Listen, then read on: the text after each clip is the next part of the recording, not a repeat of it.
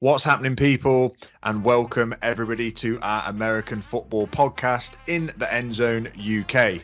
We are back and we are here to recap week 12 of the NFL season. Every day, every game week, we inch closer to the playoffs and more games become even more and more important each week. We'll be covering the last week of games on this podcast. As always, I'm your host, Dom. And across the mic from me, the starting quarterback is back in. He has been gone, but not forgotten. It's Big Dave. How are you, Dave? How was sunny Scotland? Guess who's back? Back again. Dave is back. There he is. Tell some men. He loves men. He loves men. He loves men. Yeah, back in the hood. Good to go. Scotland. Nice. Is a shithole. Nah, it's not, Scott. It's actually really nice. But no, you have a good time? Back. Did you miss us? It was good. No, Did you miss the podcast? It was frustrating, to be honest with you. I barely got to see any football, and there's nothing more annoying than half-arsing a podcast, which is basically what we were having to do because the timings just weren't matching up. I was having to use my AirPods, which sounded like I was getting roughed up underneath a swimming pool while at the same time trying to do burpees. There was a lot of breath. I'll say that. There was a lot of breath. Yeah, so It's good to be back and actually on a mic. So hopefully people can hear me. Hopefully people missed me. I know Cam did a good job replacing me for last week's episode. Indeed. Last week we did have Big Cam, albeit when you're back, he's little Cam. When you're not here, he's Big Cam. When you're around, he's little Cam. But he stepped in, and the poddy was good. I think our listeners enjoyed him on the podcast, and I reckon that before the season's out, we get him back on, and we do a 3-way triple threat match before the end of the season. What do you reckon? I mean, I don't fancy a 3-way with you and Cam. I said a triple threat match, not a 3-way. You definitely said a 3-way first. Or both, whichever. But yeah, no, we definitely need to do it, get him involved a bit more with it. Yeah, nice. So, back to this week. And as we normally gloat at the start of a podcast, this week you took a big win in fantasy. Did you not have seen some points on our fantasy leaderboard from yourself this week? 250 points this week. It's insanity. Yeah, it was a big week. Duppied up Ben by 100 points. Oof. Which is good because he's a knob. It's painful. That is painful. 100-point win is not anything you can come back from. But it didn't mean that you got the double crown, did it? No, because my Giants drew. Your first Giants time drew. Since 1997. That is unique. That's what I'll have to say. And a draw doesn't help anybody, does it? Especially when you draw against a team in your own division, against the Wind Sox. Basically, mean they might as well not played the game.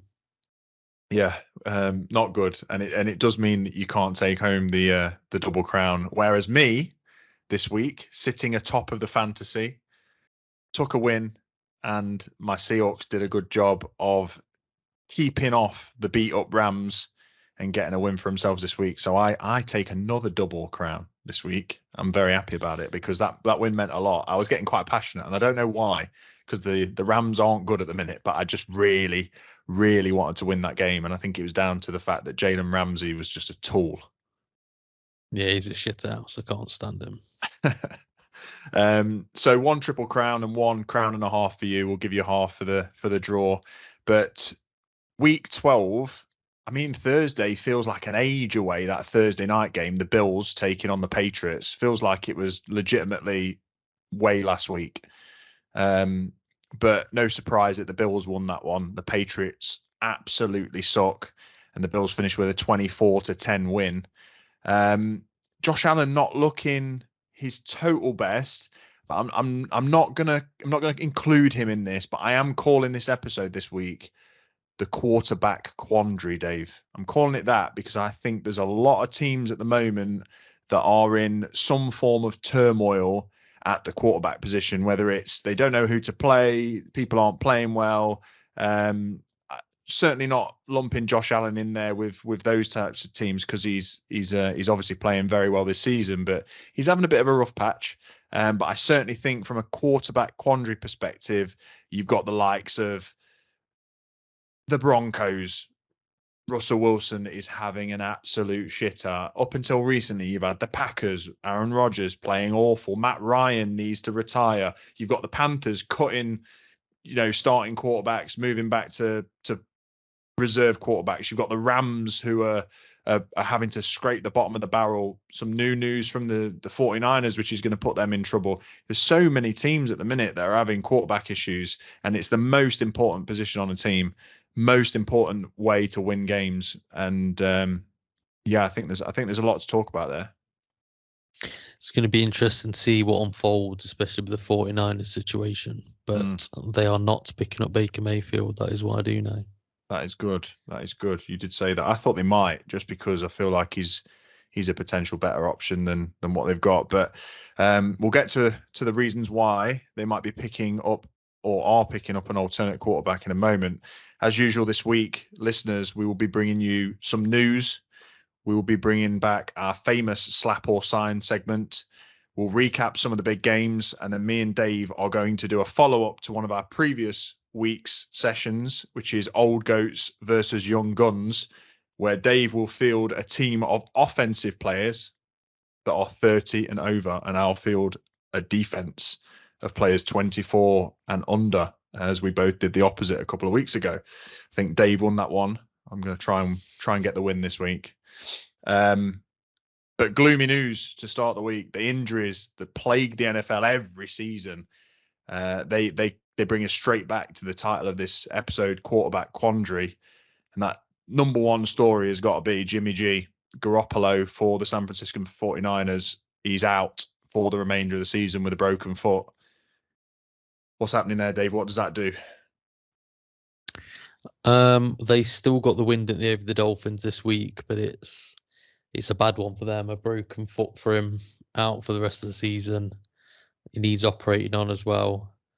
Throws a lot of I don't want to say doubts, but where do they go from here? Because I'm assuming they were thinking about bringing him back for next season because he's been playing well. They've been winning. Probably the only legitimate threat in the NFC to the Eagles, maybe the Cowboys as well, but it is going to be interesting. Yeah, it will be for sure. I think Jimmy G was just showing what he's capable of this season. I think it was the first time since their Super Bowl year that he's been able to be. I mean, he had to be given the start, and there was no looking back because Trey Lance had snapped his leg in half. I think that was a good position for Jimmy G to be in, to just say, right, look, come and play the game that you believe you can play. There was almost no pressure. There was almost all the pressure and no pressure, because there was no threat of, if you play badly, you're going to get benched because they've got nobody else. But then there was also the whole, let's see what Jimmy G can actually do. And he's very good. He's showing this year that he's very good. And I think that is a massive blow for the 49ers, because, as you say, I think they've got the best team in the NFL, in the NFC at least. I know the Eagles have got the better record, but I think for actual talent, I think they've probably got the best team in the NFL, or NFC, sorry. And with him not there, I think they're going to get less from those talented players. You've got to be able to get the ball to the likes of Debo, to the likes of Christian McCaffrey, to George Kittle. And if you can't get that ball out or safely, that's the thing with Jimmy G. He's safe. He's just a safe pair of hands, and just let the other players play. This season, again, he's led the league in yards after catch because he just throws the ball and the players do what they need to. He picks the right read every time. Yeah, I mean, the lad they brought in, I can't remember his name, but he got the job done against the Dolphins, which is not easy. No, but I think, well, we'll just see what he can do going down the stretch, because I reckon they're going to have to roll with him, especially if they're not going to bring anybody in. Yeah, for sure. We'll definitely see what happens, but it's it definitely doesn't help them towards an NFC championship as Jimmy G would have done. So I think the opportunity there, as you said, is for the Eagles to really storm ahead and take it, or maybe the Cowboys become second in the division. We'll see what happens. But also another quarterback quandary in the NFC, in the same division, the Rams, the Super Bowl champs, the reigning Super Bowl holders. Matt Stafford has been ruled out for the remainder of the season. He's out as well. His game is over. I mean, they weren't doing anything anyway, were they? They were having even with him there, basically the exact same team, less Odell Beckham, but plus Allen Robinson and Bobby Wagner. Somehow they've got worse. So how has that happened? No idea. Seriously, like what on earth do you think has happened in the Rams locker room, or how have they gone from a Super Bowl winning team to the worst team in the NFC, or one of the worst teams? No idea. It seems like all the teams have flipped. The teams that were good last year are awful. Yeah. The teams that were awful last year are now pretty good.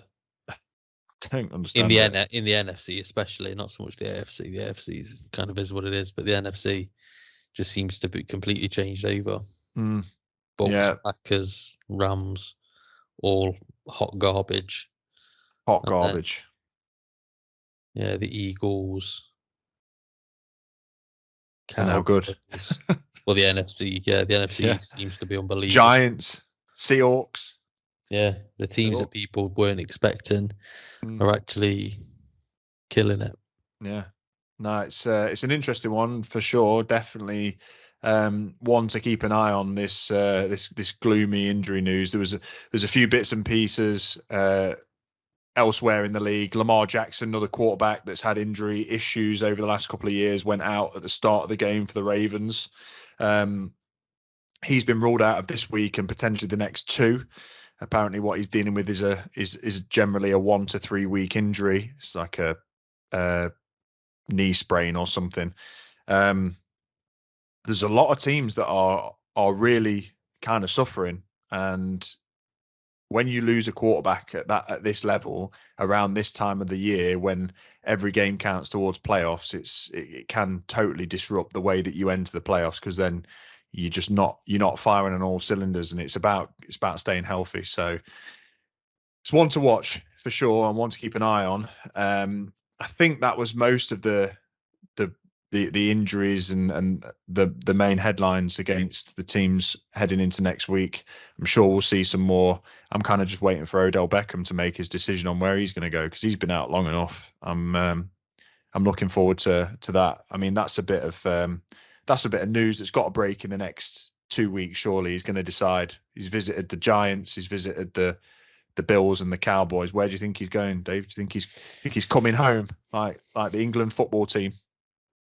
I mean, I was saying it when I think I like Odell Beckham, but I think if he signed for the Cowboys, I'd have to hate him. I've just saw that. I'm just literally reading on Twitter now that not only the Seahawks signed Wayne Gallman to the practice squad. Oh, really? Yeah. He's not a bad running back. He was at the Giants for a while. That the Cowboys are concerned after OBJ's physical that he's not recovered as well as what they thought he would have from an ACL. Interesting. Okay. Yeah, I mean, if he's going to the Cowboys, he's going there to be their... Is he going there to be their number 2? Do you reckon? Yeah. Yeah? Because if he's going to the Bills, he's going there to be their number 2 or 3.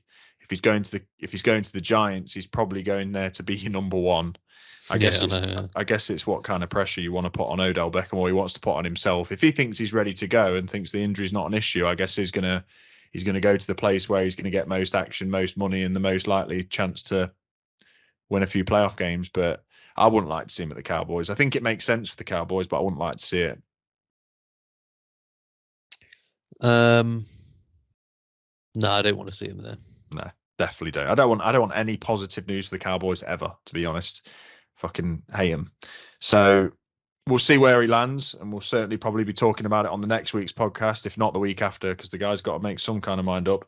But with that, we'll now move on to the players that have been playing, that played last week, and they may have played well or they may have played awfully. And it's a fan favourite. Your hands must be well rested, Dave, after 2 weeks off. So let's get them prime and ready for the best of connections. You feeling good? Feeling good. That's all I've been doing. I've been lubing them up, shaving down the calluses, Ooh. then hitting some iron to re-harden the calluses. Then get Self-care. some blisters. Love that. Good to go. Absolutely nice. Firing all cylinders. Okay, we'll go into it. It's slap or sign. So, Dave, in the NFC, I want you to fire on all cylinders, as you said, and hit me with a slap straight up. Let's not mess around. Slap your NFC man or woman. This week, I am slapping Alvin Kamara. The guy has been but average this whole season. He's had maybe 1 or 2 games where he's, I don't want to say he's played well, but he's just not doing what I expect Alvin Kamara to do. And it's a shame because he's one of the best running backs in the NFL. And he's just not. He got, I think, 12 touches last night in the loss to the Bucks. Yeah, well, we watched it this morning, and he did nothing to excite me whatsoever in a game that the Saints could have ran away with and could have won quite convincingly if they'd have just handed the ball to Kamara every time in the fourth quarter. Yeah, I mean, this is what he had. He had 12 rushing attempts for 26 yards. That's 2.2 yards a carry. That's not good. He did have 11 receiving yards. Oh, big money. Yeah. Big money. But I mean, Mark Ingram had 7 carries for 27 yards. I just don't know what they're doing. The Saints suck at the minute, and the harsh truth is that they had an opportunity to beat the Bucks this week, and it came down to the last 3 minutes in the fourth quarter, or the last 5 minutes in the fourth quarter. They just could not stop Tom Brady, and there's no shame in that because many teams have not been able to in the past. But there were so many things that the Saints could have done differently to win that game, and they did none of them. And yeah, Kamara was one of the big downfalls for him in that game. He just couldn't get anything going, and you've got to be able to at least get some positive yardage against the Bucks in the fourth quarter to win that. So totally appreciate the slap on Kamara, and it's probably not just for this week. You know, he's had a very, very average season. You would not put him in your top 10 quarterbacks this year at all, not even close. Probably struggled to make the top 25. Well, I certainly wouldn't put him in my quarterbacks, but no, with the running backs maybe. Oh, did I say quarterback? I think so. It's getting late, guys. It's getting late. Okay, so you've slapped Alvin Kamara. Let's move on to your sign. Who are you signing from the NFC? Now, this, I could have signed a few players, and I'll probably surprise you with who I'm signing, but I'm signing Tom Brady. What? Yes, I know. He was god-awful for 56 minutes of a football game. However, what matters is winning. It's true. And with 4 minutes to go, he was down 2 scores. And in 14 minutes, he led his team. In 4 minutes, sorry, he led his team to 2 touchdowns. And the win. And the win. And this was the first time in his career that, well, twice in his career, he's overcome a 13-point deficit in the fourth quarter. One being the Super Bowl against the Falcons, and the other being last night. So, okay. Yeah, I mean, I cannot argue with the sign because it's Tom Brady. He is the GOAT. He did have a bad game up until that point. He looked pretty shit and didn't look happy with his entire team. You could see he was roasting punters. He was roasting his offensive line. He gets animated. At least he's still got the fire to win, especially considering he's given his life up for football. But yeah, you are right in the fact that he has just done the Tom Brady thing and gone, do you know what? I'll switch it on. And in the press conference, he said, I think he said something like, "That's just how we drew it up," which was cheeky of him. And I quite like that, I guess. But good sign for Tom Brady, I think, if you're taking him because he's got the W. But they've got a long way to go if they think they're winning anything with the performance that they put in on last night. Yeah, couldn't agree more. Cool. Okay. AFC, let's go over to that division, that conference, and please give me your sign in the AFC.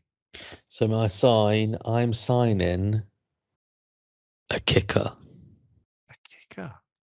I'm signing Brandon McManus, who is the kicker for the Denver Broncos. And there is a reason for this. One positive thing about the Denver Broncos, and it's their kicker. So McManus, so the Broncos, up to this point, have scored 129 points. This year? This year. Right.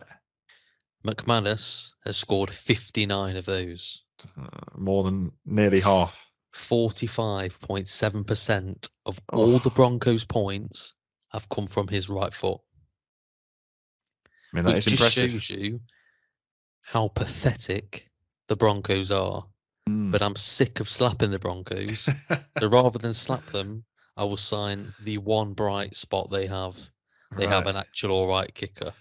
I like that. You've totally just spun it on its head, found a silver lining amongst an absolute cowpat turd on the floor and gone, we'll take your kicker because you're not worth the damn.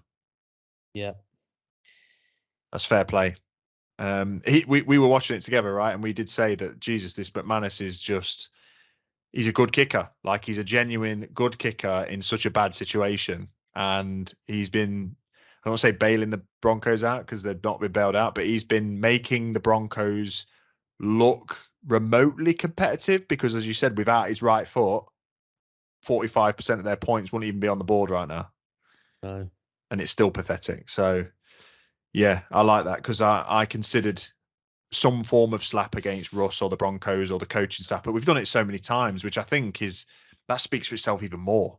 So I love that. I love the sign on this side, Dave, because I think that just it's like so much pity for the Broncos. It's a pathetic organization.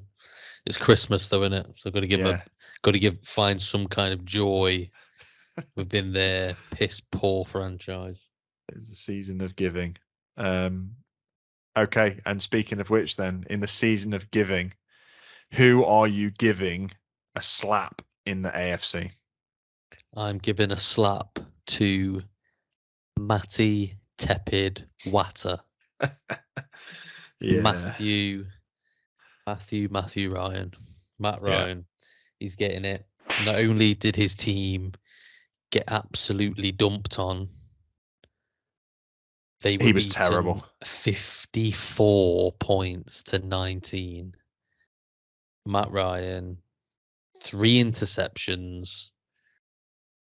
He probably fumbled the ball as well, but I've not got that particular stat in front of me. He lost a fumble as well in that game. Yeah.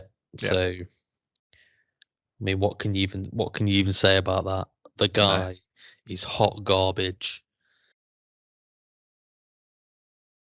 Yeah. He's terrible. Just a real stinky poo when it comes to being a real bad quarterback, I suppose. No, absolutely. And I'm going to jump on the back of this one because, as luck would have it, Matt Ryan is also my slap in the AFC. So I think it was undoubtable, especially if you watch the game.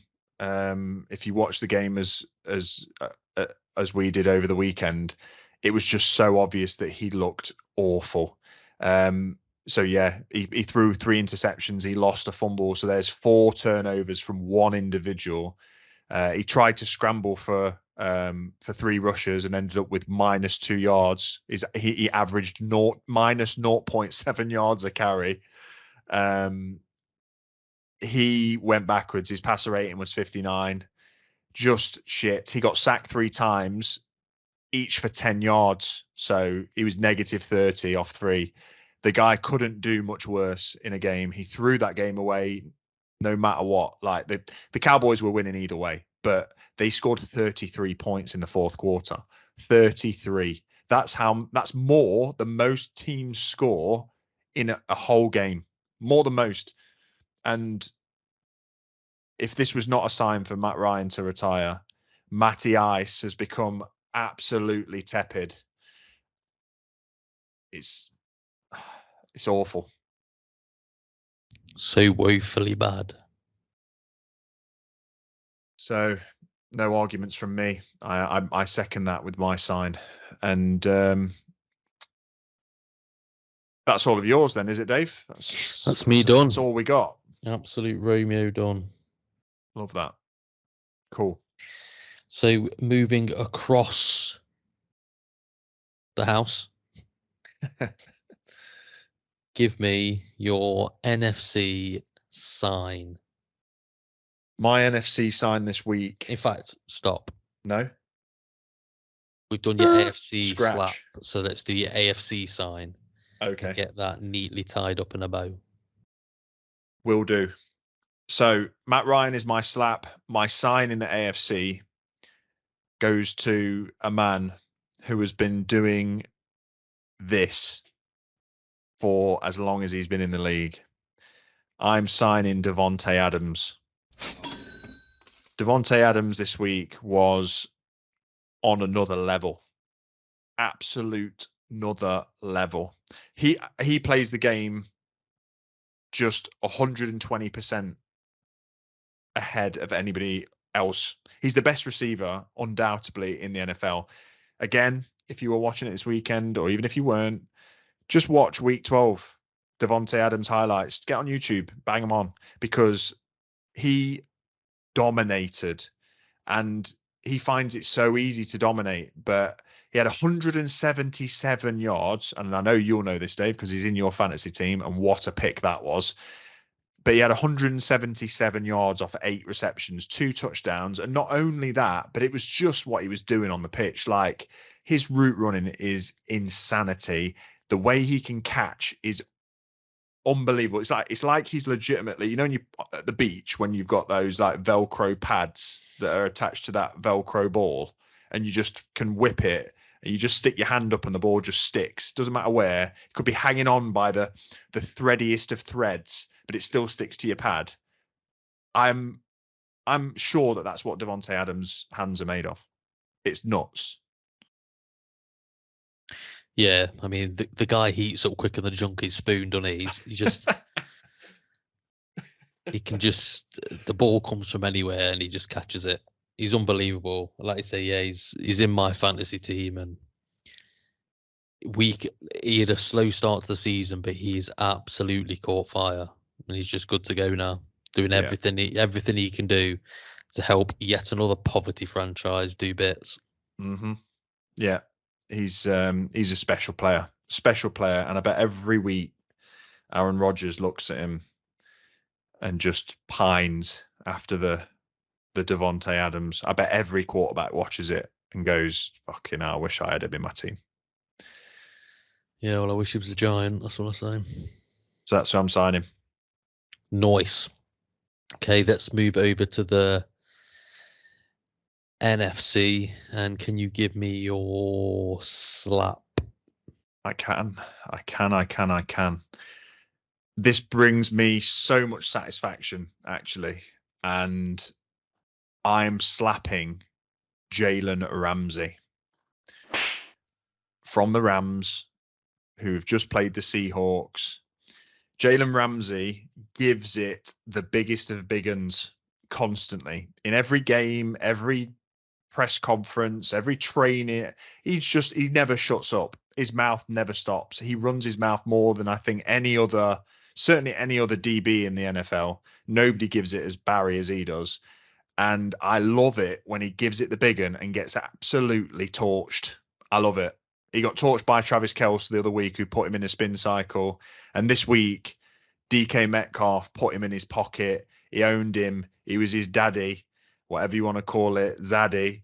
And I love it. I just love to see it, because when you see players that are so cocky and arrogant, like Jalen Ramsey, get owned and not back it up, it's amazing. So he gave up the game losing touchdown whilst manning up DK Metcalf in this game against the Seahawks. They had a few tete-a-tetes throughout the game where DK moved across the other side of the pitch on a motion, wide receiver motion, and beckoned Jalen Ramsey to come and follow him. And obviously they were in zone coverage and not man coverage, so he couldn't move across. But it was just funny to watch. And, you know, a lot of people don't like DK. I know Cam is not a fan. Lil Camo, who was on the podcast last week, he's not a fan of DK. He thinks that he's a jacked up Dennis Rodman. But if they play on your team, you got to love him, haven't you? It's like Richard Sherman was an absolute douche. Everybody hated him in the league, but when he's playing on your team and he's a good player, you've got to love him. And I just love the fact that he was taunting out Ramsey this week, and he ended up catching the game winner on top of him like a full-grown man. Yeah, I can't stand Jalen Ramsey. To be honest with you, I don't like either of them. However, Jalen Ramsey is one of the biggest douchebags going. Who do you hate more, DK or Ramsey? Ramsey, but I do hate Ramsey more. Good. But DK looks like a bit of a prima donna. Yeah. And I think he can be a bit of a moody bitch as well at times. But Jalen Ramsey's way worse. He's in my top 3 hated most hated players in the league. Top 3, 100%. Love that. And I'm so happy that they lost. Not only because Bobby Wagner was giving it Barry big balls as well. It's just nice to see. It's nice to see Jalen Ramsey getting shit on. And I think it's happened quite a few times now. I don't understand the hype of him. He's obviously good at his job, but I don't think he's never been on Stephon Gilmore's level. Do you know what I mean? He's never been that kind of corner. No. Where he takes people completely out of the game. Mm-hmm. There's been games where he's been absolutely dominated. So yeah, I'm more than willing to endorse this slap. Thanks. Appreciated. Sweet. So on to your NFC sign. My final sign. I'm not sure I've ever done this one before, Dave. I could be wrong. I could look back on the chronicles that are in the End Zone UK podcast, and maybe one of us has done this, but I know that I have slated this man for as long as I could and as long as I can remember. But I'm not turning a corner. I'm not liking the guy, but I'm certainly turning the corner into saying I accept that he is good, and I'm signing Jalen Hurts from the Eagles. Quarterback. He had 380 yards through the air, 3 touchdowns. He is winning games, and if we are talking about that, and we do say on the podcast, it's about the dub, it's about getting the win. He was clean, no interceptions. He had a quarterback rating of 130.3. What more do you want from him? He also had a rushing touchdown for God's sake. He had 4 touchdowns all purpose, 3 through the air, 1 on the ground. And albeit he did only run for 12 yards in that game, he didn't need to use his legs because his arm was doing the business, but he still ran one in. You know, he still got 4th downs. He was still tossing it to AJ Brown and Devontae Smith. And that was my issue. And isn't still anymore, but it was my issue last year for sure. And certainly for the start of this year I was just like, is this guy going to stop running for his life and actually become a quarterback? And it's exactly what he's done. It's literally exactly what he's done. He's been throwing touchdowns, not to the level of Mahomes, not to the level of, Brady's and things like that, but he's throwing touchdowns and he's scoring them on the ground. If he was your quarterback, you would be doing something furious in bed at night?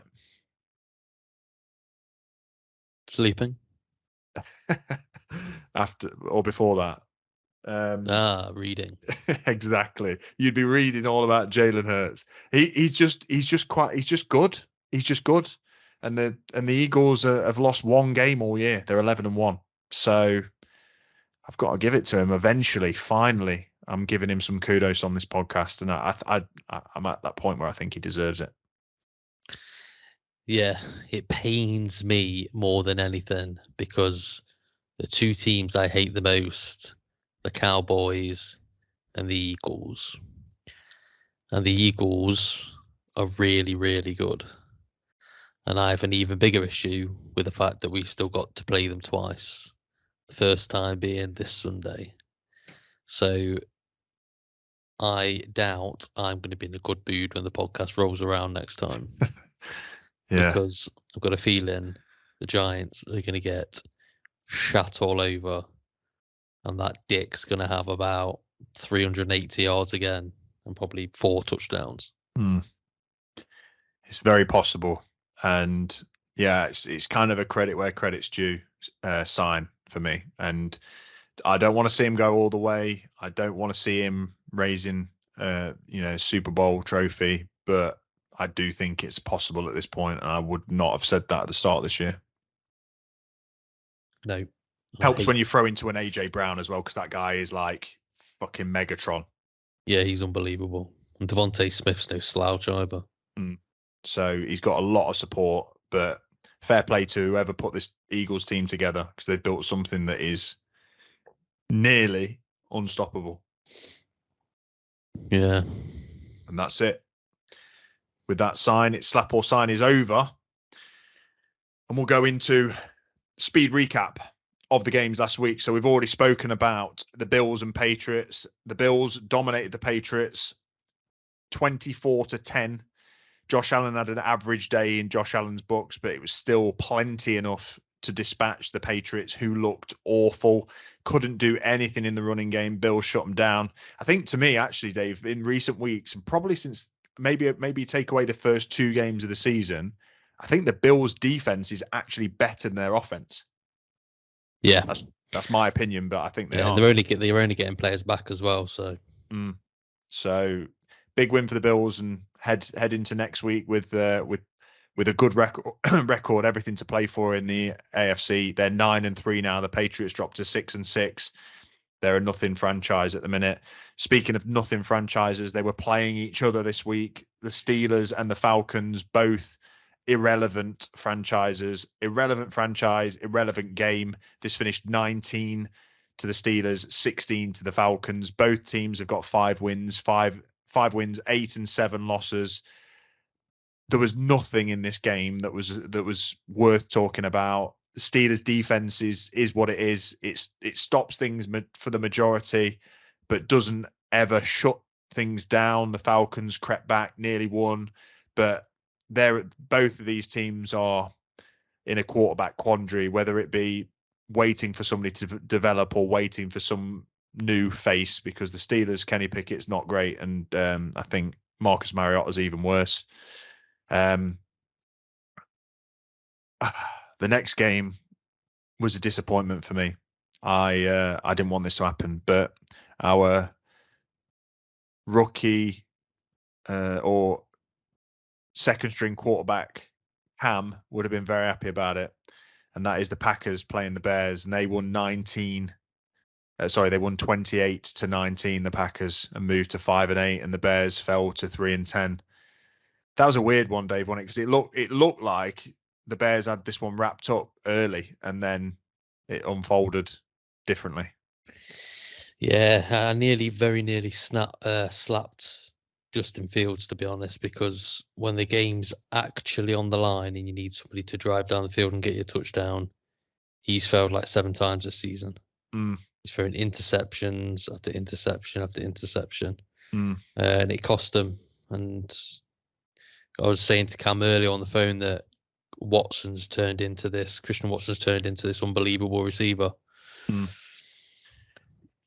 Yeah, which is good for them, but Yeah, it's very good for the Packers. And not good for me mocking them every week. So no. I mean, Aaron Rodgers has taken a fair few slaps this week off us, this year off us both, and he's seemingly turned it around. But like you say, it's just if like to beat Aaron Rodgers, you just got to not put the ball in his hand. Basically, is the simple answer. Is keep the ball out of his hands, and he can't do a lot because he's going to have these up and down games. Then he's going to have games like this one where it's like Brady. You know, they can go into that mode where they just switch it on. 18 points in the fourth quarter to get the win.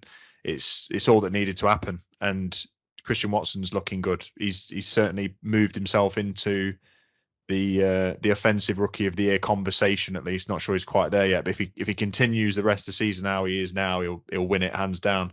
And the Bears just can't finish. Justin Fields has still got a lot to learn, and the Packers now are contesting maybe for the playoffs if they can pull a finger out, but it's going to be a tough ask.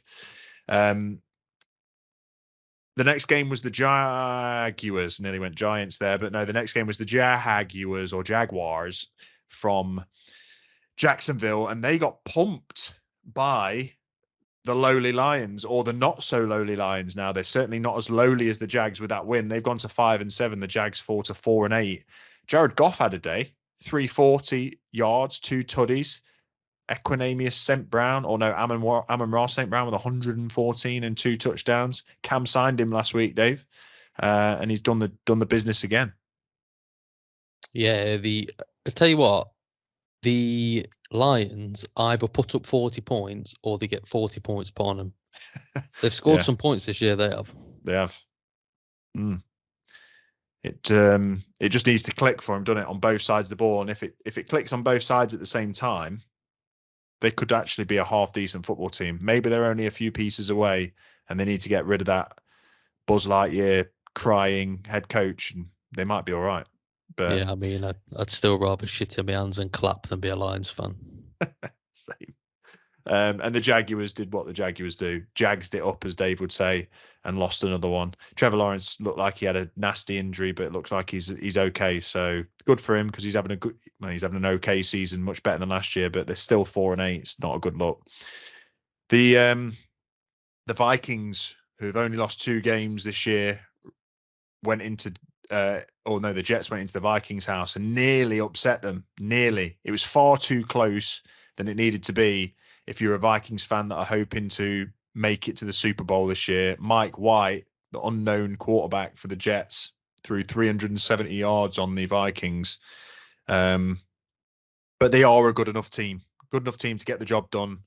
They beat the Jets 27-22 and went to 10-2, and the Jets fell to 7-5. Still a great result for the Jets at 7-5 at this point in time. In this point in the season, far outplayed themselves, but the Vikings are unconvincingly atop of, or near the top of, the NFC at the moment. And with every week, I get slightly less convinced. The only person that's convincing me in the Vikings world is Justin Jefferson, because I think he's a fucking robot. I don't think he's human. No, he's unbelievable. I think Kirk Cousins is probably ultimately going to turn out to be what Kirk Cousins is, which is 0.3 above being average. Yeah. It's like 50.03 out of 100. But I don't know. They're obviously they're doing what they need to do to get wins, and I suppose ultimately all that matters is getting the win at the end of the day. But it was very, very close. Came to a 4th down, basically goal line stand, wasn't it? Or didn't know if it was for an interception, didn't he? Yeah. You got picked off in the end zone or whatever, but far too close. If that's against the Eagles, do you know what I mean? That they're not gonna. You're not going to scrape that one, are they? You're not going to get away with that, no. No.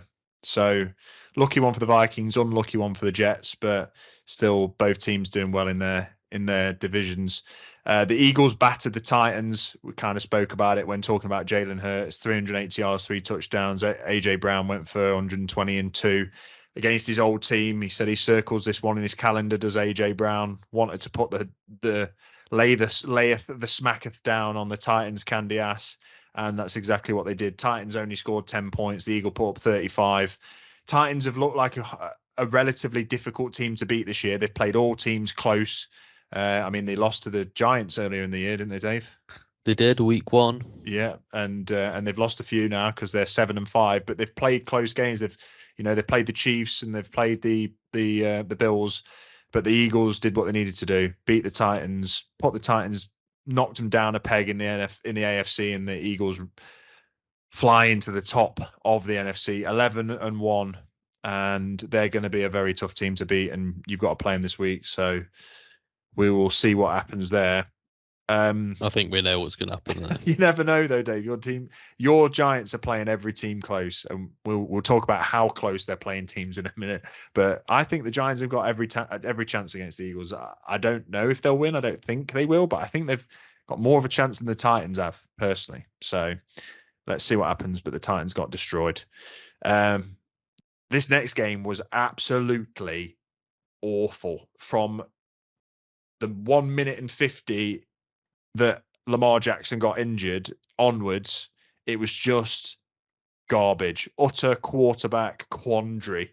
The Ravens played the Broncos. The Broncos, bear in mind in this game, Dave, did not even get into the red zone once, whole game. I mean, I believe it because they are what is commonly known in the trade as shit. Yeah. That they are. They scored 9 points in this game, all off the foot of your man that you signed earlier on, and the Ravens only scored 10. Literally won by a point. Both teams awful. Russell Wilson, 17 of 22 for 189 yards, no touchdowns. Did he have an interception? Let's see if he must have had. He must have had. Oh no interception for Russ. Just a very shit game. There was nothing of note. Both teams are awful. We move on from that one. There's no point in talking about it. Broncos are awful, and that's amazing for me. This next one was an interesting one. Browns, Texans, return of the fiddler, return of the handsy man himself, Deshaun Watson, to play against his old team as a Brown. And how did he fare? He was shit. It's the common word of today. Yeah. Shit. I would apologise to my listeners. My vocabulary is not extensive. He weren't great. Yeah. He threw a pick threw a stinky pick in the end zone, and then essentially, for some reason, the Browns finished with loads of points, but I feel like he didn't do anything. Like they got a punt return for a touchdown, which started the ball rolling. And then I can't even remember who scored the rest of them. But there are two other defensive touchdowns, one by Ward, I think. Oh yeah, they did. Yeah, where he did the QB sneak and then just fumbled it. The ball literally rolled past his foot like it was a 5-pound note blowing in the wind, and he looked at it and just went, oh, there's the ball. Picked it up and that's right. Yeah, waltzed into the end zone. So with the Browns scoring 27 points, you would assume something happened, right, on offense. Absolutely nothing. Deshaun Watson had 131 yards. That's it. He had a passer rating of 53.4. He threw one interception and was sacked once. His QBR was 28.5. Absolutely awful. And I was so happy to see it. I was playing against him in fantasy, which was amazing. I was just thinking, there's no way this guy's coming back and owning anybody after being, spending the last 2 years being massaged in all the wrong places. But no, Browns. The only way the Browns were winning this game was because they were playing the Texans. Simple as that. Simple as that. If they'd have played anybody else in the NFL, I reckon they'd have lost this week. And that is because the Texans are so bad. Utterly so bad. So bad. So bad. 1-10-1 is their result, and they are so bad. Can't say it enough, evidently. They find a way to lose. What, they want 1-10-1? 1-10-1. And when you watch them, they just look fucking, or they're like just the gammiest of legs.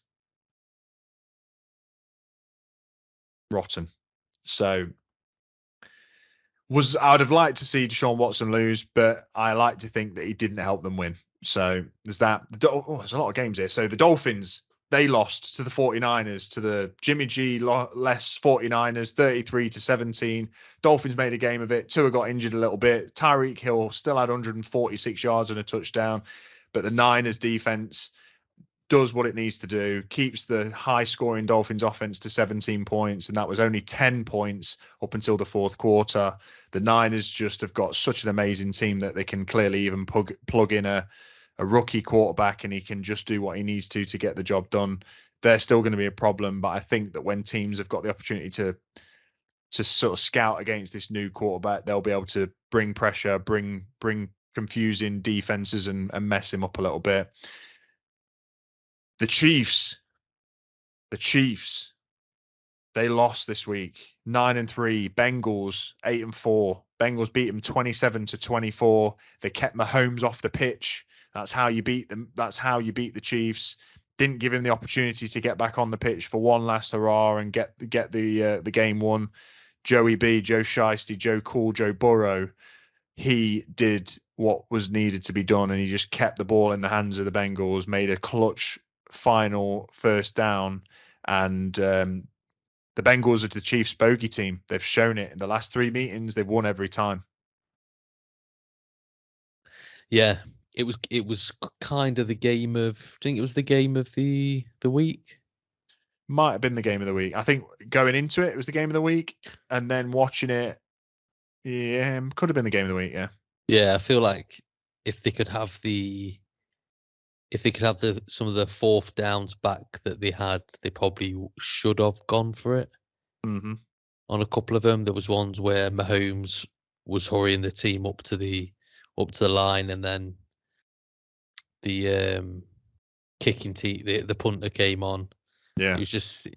I just feel like they played a little bit passive. Mm-hmm. For what maybe they should have done, but 'tis what it is. Ultimately, they're going to make the playoffs, and I think that's where they'll get them back if they face them again. But the AFC, man, is a naughty side. It is. It's a naughty place to be. The Chargers played the Raiders. We spoke about this with Devontae Adams. Josh Jacobs had a day as well, 144 on the ground. He has had a couple of weeks playing against the Seahawks and the Chargers, but the Raiders won. They've gone to 5-7, 27 to the Raiders, 20 to the Chargers. Chargers look Bob average. Nothing about them looks like it's playoff bound. Nothing about them looks like if they did get to the playoffs would be worthwhile. So, and these are 2-0 teams in the AFC. When you start talking about the Chiefs, the Bengals, the Bills, etc., so they just need to go away. The Monday night game was the Cowboys Colts, as we've spoken about. Matty Ryan getting the slaps. Cowboys beating them 54-19. I think not only does that say about Matt Ryan being awful, but I think you just have to give some credit to the Cowboys defense. They're doing it every week. I don't know how they only had, I think they had 40 points in our fantasy league, or 35 or something. I don't know how, because it seemed like every takeaway was a touchdown. It was absolutely mental. Yeah, they absolutely shunked all over him. Trying to use the word shit, but dumped, turded, yeah, dropped a bomb, dropped the kids off, feces. The Colts had a shit with the pants on. That's how I describe the way they were playing football. Can I elaborate? I reckon they had a shit with their pants on, and then go on a trampoline. Yeah, that'd be messy. It would. And it was 54-19. Cowboys go to 9-3. Colts go to 4-8-1. Last night's game, again, Buccaneers beat the Saints by a point. Tom Brady, clutch Brady, GOAT Brady, doing what he needs to do.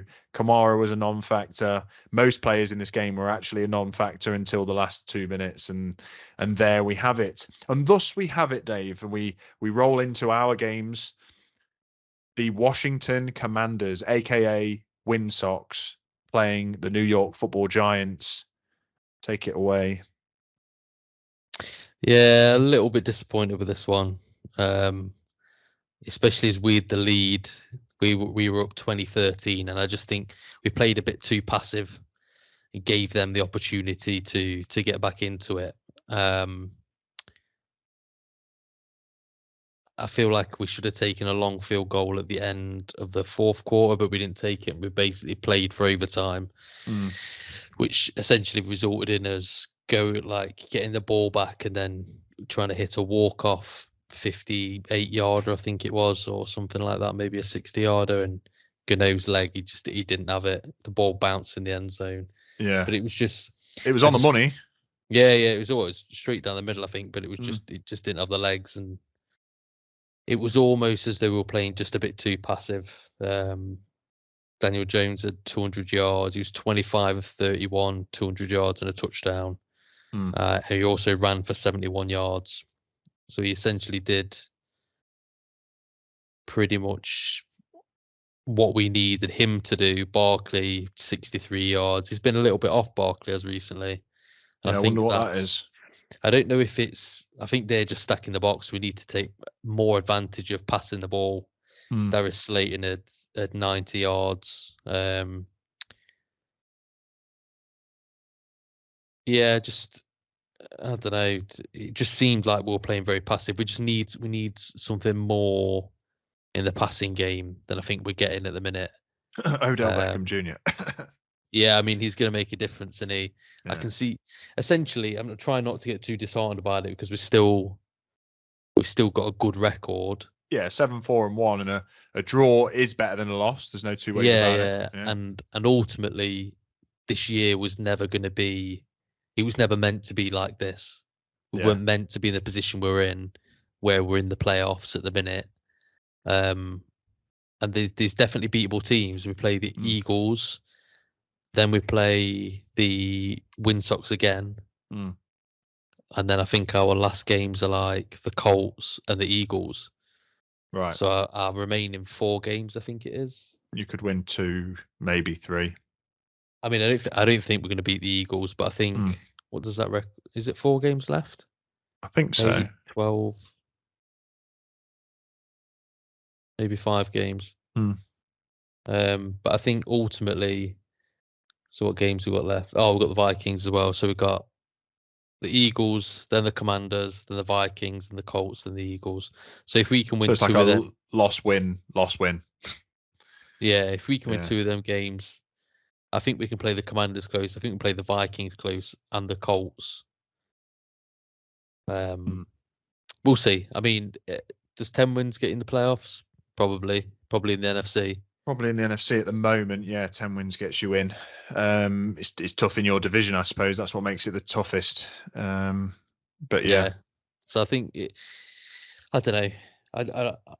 Ultimately, I'm not that fussed because I think next year when we've got money to spend, we've actually got some receivers. It'll be probably a different game, and we can turn these 10 wins into maybe, or we could maybe be a 10-win team moving forward.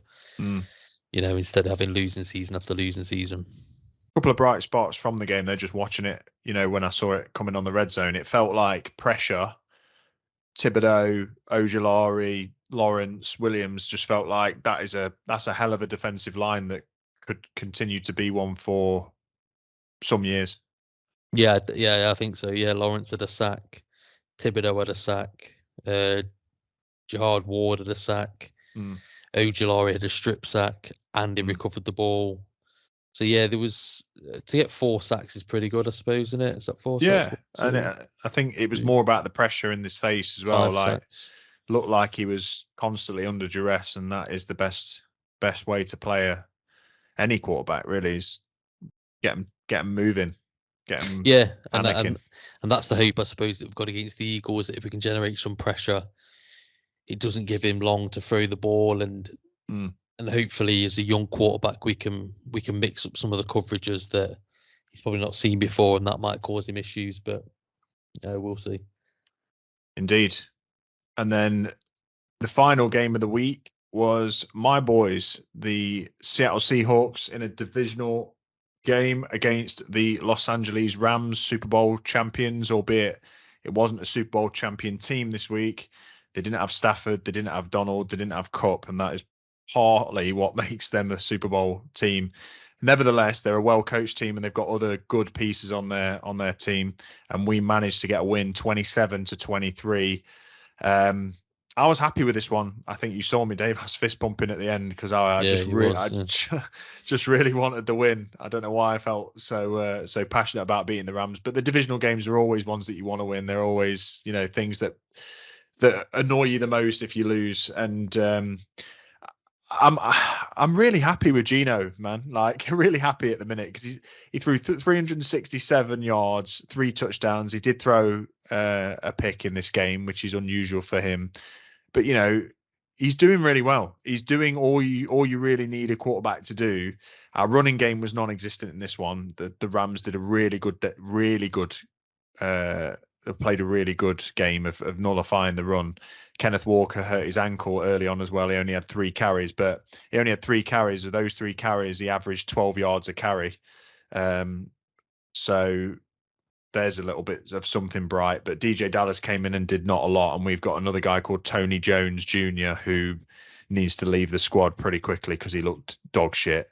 But when you're talking about the Seahawks, you've got to talk about DK and Tyler Lockett and Metcalf, 127 yards, 128 yards each on 9 and 8 receptions. Both had a touchdown. They're game changers for us. They're so hard to cover. If you cover one, the other one's open. You cover it's kind of like pick your poison. And Noah Fant had a pretty good game as well. Had a touchdown in this one. So our offense was kind of ticking. Would like to see the run game going a bit more. And our defense did okay. Oh, in fact, it didn't do well. It did okay. Bobby Wagner had a game on his return to play Seattle. Never in doubt. The man had 2 sacks, 7 tackles, 13 total. He could have almost got a sign this week if I wasn't begrudging him. Not that I hate him. He was cut by the Seahawks, but I'm not gonna go there. And Tariq Woolen had another pick. Superstar rookie. So I'm pretty happy with how we got on this week. Yeah, I mean, a win's a win, isn't it? And especially a divisional game against the reigning champs. I mean, they're clearly not retaining that crowd. They've got basically 0 chance of making the playoffs now. But your team can put points up. There's no doubt about it. I think if you had a bit more of a stout defense, I mean, teams have got to be worried about the fact that you can't double team DK, because if you do, then Lockett will punish you. He loves his tight ends, Gino Domino. And like you say, if Big Kenny Walker can get back in for the playoffs, at the minute the Seahawks are in the playoffs, they're in a playoff position. Yeah. Overtook the Win Sox, so, and potentially the Giants if we don't get a win this week, but we shall see. Indeed. So that's that. Games are recapped, and now we're going to bring it back to a couple of weeks ago where we did old goats versus young guns. You fielded a team of young offensive players, and I fielded a team of old goats on defense. And I think that we were unanimous in saying that those old goats would have been torn up by the young offense. But this week we're going the opposite. I'm going young. I have to field a defense under 24 years old, and you have to field an offense over 24. Are you ready to go into young guns versus old goats, Dave? I am, and I'm very happy with my team. Okay. Cool. I want to know what I'm up against. So I want to hear you first. Yeah, I want to know what these young guys have got to deal with.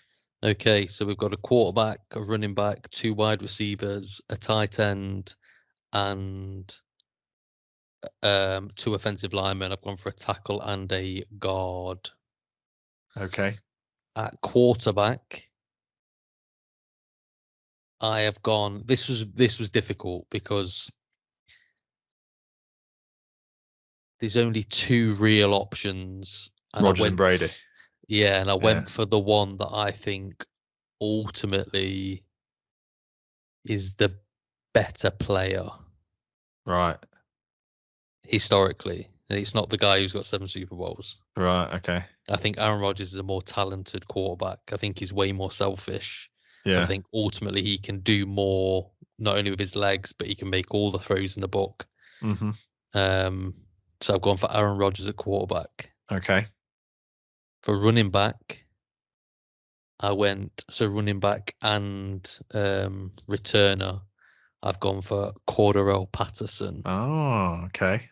Running backs is actually quite hard. There aren't that many good 30-plus running backs. I think he's 30. Right. Wide receivers, D-Hop DeAndre Hopkins, yeah. and Tyler Lockett. Oh, my boy. He Showing him some love. He crept in. Nice. I mean, there was quite a few wide receivers to choose from. I could have gone for Julio, but he's been absolutely Bobo. Yeah. He's too far gone now. Julio. Tight end, Travis Kelce. Oh, dirty. And then my tackle is Trent Williams. My left tackle is Trent Williams. Yeah. And then my guard is Zach Martin. Yeah, that's unbelievable. Yeah. What a defense. What an offense, sorry. That's yeah, that'd be difficult to beat, that would be very difficult to beat, and surprising considering they are all 30 plus, some on the cusp, but yeah, that's good. Okay. They would be going against this young group of stallions. So I'm going at DT. I've gone 2 DTs. Jordan Davis from the Eagles and Quinnen Williams from the Jets. Jordan Davis is 22. Quinnen Williams is 24. Edge rushers would be Aiden Hutchinson at 22 years old and Rashawn Gary at 24 years old. That was quite difficult, those positions, because the real good ones like Nick Bosa and Myles Garrett, they're like 25. So they just missed the cut. So Hutchinson and Gary. But never fear, because you've still got some pass rush and some coverage and a tackle machine in Micah Parsons, inside linebacker, outside linebacker, edge rusher. You've also got another linebacker, Nick Bolton. Micah Parsons is 22, Nick Bolton's 23. Then our DBs, try and pass on these boys. Patrick Surtain, age 23 from the Broncos. Sauce Gardner, age 22 from the Jets. And then at safety, Javon Holland, who's only 22, which is mental, at the Miami Dolphins. And now I'm saying it, I feel like the offense would pump these guys. Well, I'm not gonna make a prediction. However, listeners, this will be an Instagram post. Yes. Feel free to leave your comments. We might even do a poll. Let's do a poll. Who would win? See who would pump who. Yeah. So we'll post everything. We'll post not last week's, the week before's teams, and then we'll post these teams in a head to head, and we want to know who wins in these. I think this team on paper, my defense, if you give it another 2 years, will be savage. But right now there's some real young guns in there. Sauce Gardner, Jordan Davis, Aiden Hutchinson. They've not had a chance to come to life yet, and some of your players are about to. Well, if you give my team lose 2 years, my team another 2 years, some of them are going to be in homes. Yeah, I think so. So yeah, we'll put that post out for the world to comment on and give their opinions. But I like that. That's a nice. Your team was pretty savage. Was quite surprised with what you could make with 30-plus-year-olds on offense. But it's a pretty good one, and I think that draws us to the end of the episode. So lovely to have you back, Dave. Thanks for gracing us with your presence again. Don't run away anytime soon. And yeah, you're back in the swing. Yeah, no, it felt good to be honest. For the first, not saying that I don't always look forward to doing these podcasts, but I felt an urge this week to. It felt good knowing today that I was doing it. Like I felt refreshed, good to go. Nice. And as I just moved away from the page that I was looking at my list of players, I missed one off. I only picked one safety. My other safety is Talano Hufanga, just to add that in there because he'll be on the post as well. And that's the safety from San Francisco, who's been amazing this year. He's only 23, but I'm adding him to the mix as well, listeners. So don't think that I've cheated and only fielded half a team. But thanks for listening, everyone. Great to have Dave back on the podcast. As always, share our podcast with those you know. Share it with people who love football. Pass it on to your friends, family, anybody who's interested in the NFL or is interested in getting into the NFL. Get on our page. Follow at In the End Zone UK on Instagram. We're on LinkedIn, Facebook, you name it. And this has been Quarterback Quandary Week 12 recap. Sayonara. Speak to you next week. Hasta la vista, baby.